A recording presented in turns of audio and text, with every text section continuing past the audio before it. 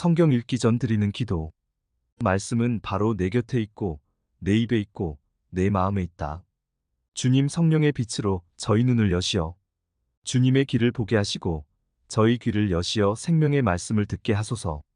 아멘. 오늘 성경 말씀은 로마 신자들에게 보낸 서간 제7장에서 제9장까지의 말씀입니다. 로마 신자들에게 보낸 서간 제7장. 형제 여러분, 여러분이 율법을 아는 사람들이기에 말합니다. 율법은 사람이 살아있는 동안에만 그 위에 군림한다는 사실을 모릅니까?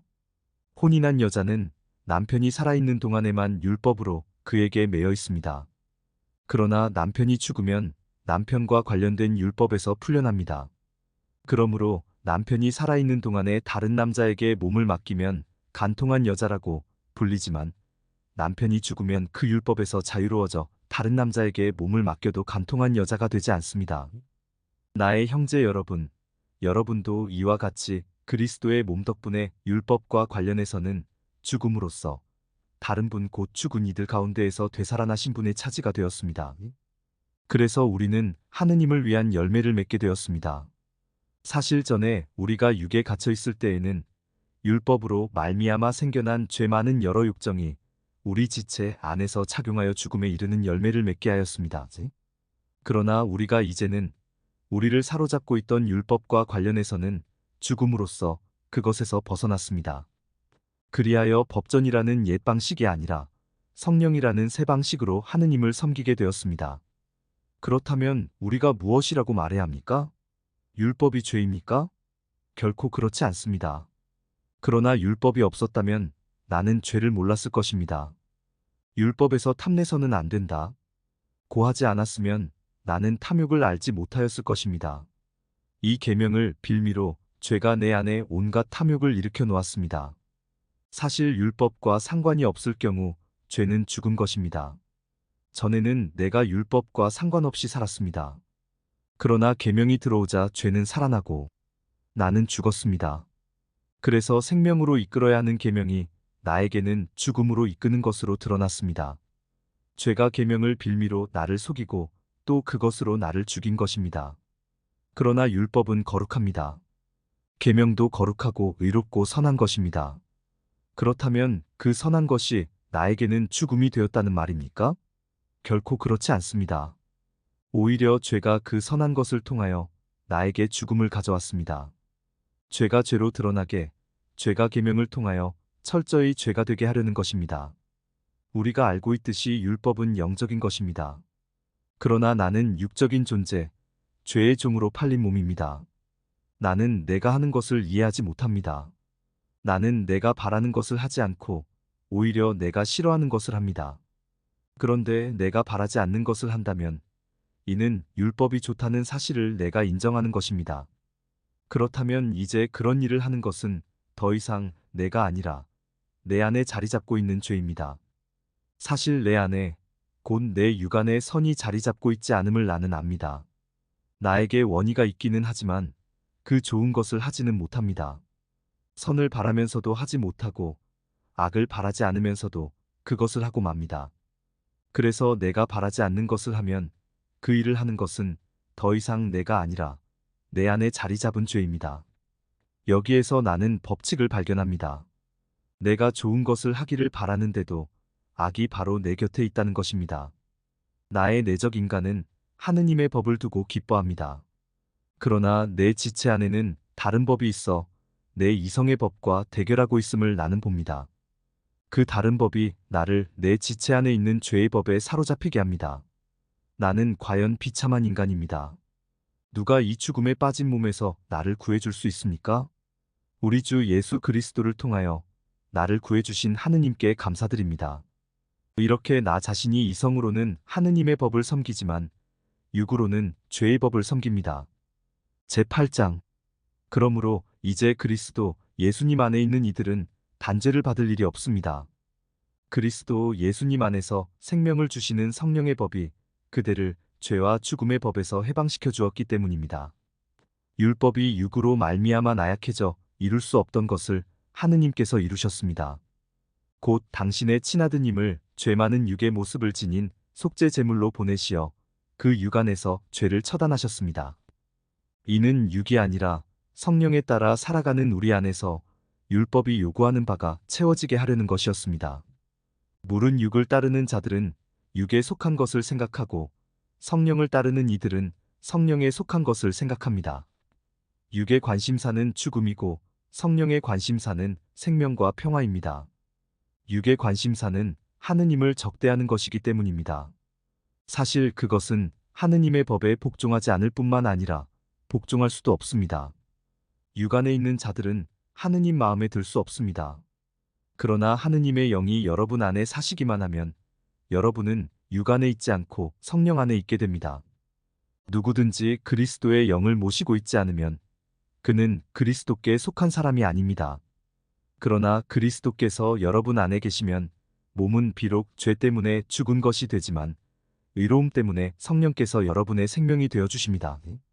예수님을 죽은 이들 가운데에서 일으키신 분의 영께서 여러분 안에 사시면 그리스도를 죽은 이들 가운데에서 일으키신 분께서 여러분 안에 사시는 당신의 영을 통하여 여러분의 죽을 몸도 다시 살리실 것입니다.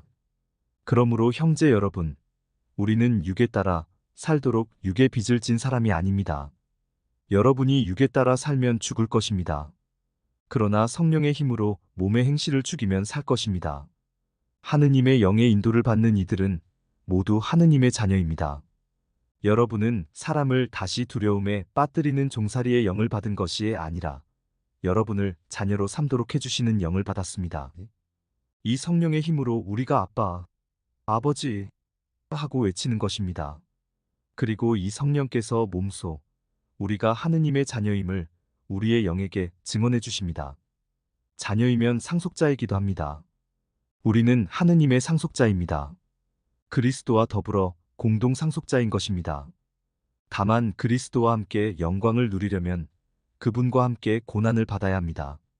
장차 우리에게 계시될 영광에 견주면 지금 이 시대에 우리가 겪는 고난은 아무것도 아니라고 생각합니다. 사실 피조물은 하느님의 자녀들이 나타나기를 간절히 기다리고 있습니다. 피조물이 허무의 지배 아래 든 것은 자의가 아니라 그렇게 하신 분의 뜻이었습니다.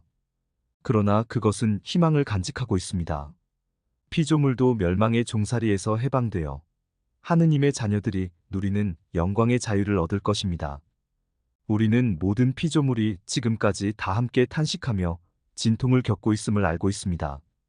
그러나 피조물만이 아니라 성령을 첫 선물로 받은 우리 자신도 하느님의 자녀가 되기를, 우리의 몸이 속량되기를 기다리며 속으로 탄식하고 있습니다. 사실 우리는 희망으로 구원을 받았습니다. 보이는 것을 희망하는 것은 희망이 아닙니다. 보이는 것을 누가 희망합니까? 우리는 보이지 않는 것을 희망하기에 인내심을 가지고 기다립니다. 이와 같이 성령께서도 나약한 우리를 도와주십니다. 우리는 올바른 방식으로 기도할 줄 모르지만 성령께서 몸소말로 다할 수 없이 탄식하시며 우리를 대신하여 간구해 주십니다. 마음속까지 살펴보시는 분께서는 이러한 성령의 생각이 무엇인지 아십니다. 성령께서 하느님의 뜻에 따라 성도들을 위하여 간구하시기 때문입니다. 하느님을 사랑하는 이들, 그분의 계획에 따라 부르심을 받은 이들에게는 모든 것이 함께 작용하여 선을 이룬다는 것을 우리는 압니다. 하느님께서는 미리 뽑으신 이들을 당신의 아드님과 같은 모상이 되도록 미리 정하셨습니다. 그리하여 그 아드님께서 많은 형제 가운데 맞이가 되게 하셨습니다. 그렇게 미리 정하신 이들을 또한 부르셨고 부르신 이들을 또한 의롭게 하셨으며 의롭게 하신 이들을 또한 영광스럽게 해주셨습니다. 그렇다면 우리가 이와 관련하여 무엇이라고 말해야 합니까? 하느님께서 우리 편이신데 누가 우리를 대적하겠습니까? 당신의 친아드님마저 아끼지 않으시고 우리 모두를 위하여 내어주신 분께서 어찌 그 아드님과 함께 모든 것을 우리에게 베풀어 주지 않으시겠습니까? 하느님께 선택된 이들을 누가 고발할 수 있겠습니까? 그들을 의롭게 해주시는 분은 하느님이십니다. 누가 그들을 단죄할 수 있겠습니까? 돌아가셨다가 참으로 되살아나신 분, 또 하느님의 오른쪽에 앉아 계신 분, 그리고 우리를 위하여 간구해 주시는 분이 바로 그리스도 예수님이십니다. 무엇이 우리를 그리스도의 사랑에서 갈라놓을 수 있겠습니까? 환난입니까? 역경입니까? 박해입니까? 굶주림입니까? 헐벗음입니까? 위험입니까? 칼입니까? 이는 성경에 기록된 그대로입니다. 저희는 온종일 당신 때문에 살해되며 도살될 양처럼 여겨집니다. 그러나 우리는 우리를 사랑해 주신 분의 도움에 힘입어 이 모든 것을 이겨내고도 남습니다.